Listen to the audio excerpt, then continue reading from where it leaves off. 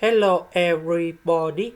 So today I want to talk about calculus, the topic that is about limit. So now I want to show you how to answer. We can do about factorization by s squared.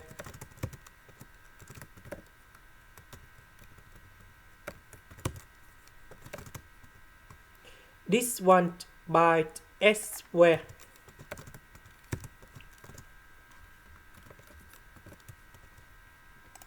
Now we simplify s squared and s squared. So we put number 0 cone here and here.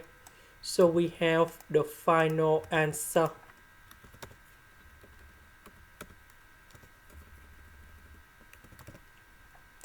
This is the end. Thank you for watching.